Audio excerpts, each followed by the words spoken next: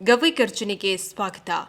ಹಸಿವು ಮುಕ್ತ ರಾಜ್ಯದ ಕನಸು ಕಂಡ ಸಿದ್ದರಾಮಯ್ಯ ಅವರ ನೇತೃತ್ವದ ಸರ್ಕಾರ ಪ್ರತಿ ಬಡ ಕುಟುಂಬಕ್ಕೆ ತಲಾ 10 ಕೆಜಿ ಅಕ್ಕಿಯನ್ನ ನ್ಯಾಯಬೆಲೆ ಅಂಗಡಿಗಳ ಮೂಲಕ ಉಚಿತವಾಗಿ ವಿತರಣೆ ಮಾಡ್ತಾ ಇದೆ. ಬಡವರು ಮತ್ತು ಮಧ್ಯಮ ವರ್ಗದ ಜನತೆಗೆ ಇದು ಆಶಾದಾಯಕ ಯೋಜನೆಯಾಗಿದೆ. ಆದರೆ ಅನ್ನಭಾಗ್ಯದ ಹೆಸರಿನಲ್ಲಿ ಅಕ್ಕಿ ಮಧ್ಯವರ್ತಿಗಳ ಪಾಲಾಗ್ತಾ ಇರೋದು ವಿಷಾದನೀಯ ಸಂಗತಿ. ಅಕ್ಕಿಯನ್ನ ಉಚಿತವಾಗಿ ಪಡೆದ ಫಲಾನುಭವಿಗಳು ಕೆಜಿಗೆ 10 ರೂಪಾಯಿಯಂತೆ ಮಧ್ಯವರ್ತಿಗಳಿಗೆ ಮಾರಾಟವನ್ನು ಮಾಡ್ತಾ ಇರೋದು ಇದು ಸರ್ಕಾರದ ಮಹತ್ವಾಕಾಂಕ್ಷಿಯ ಯೋಜನೆಯ ದುರಂತ ಎಂದರೆ ತಪ್ಪಾಗಲಾರದು.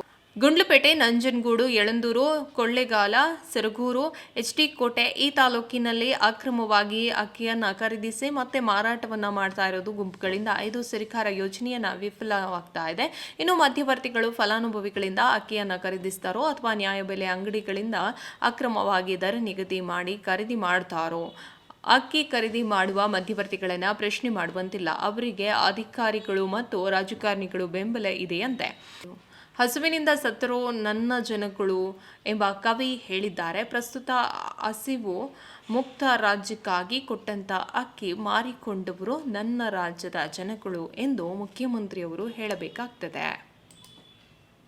ಕ್ಷಣ ಕ್ಷಣದ ಸುದ್ದಿಗಾಗಿ ನೋಡ್ತಾ ಇರಿ ಗವಿ ಗರ್ಜನೆ.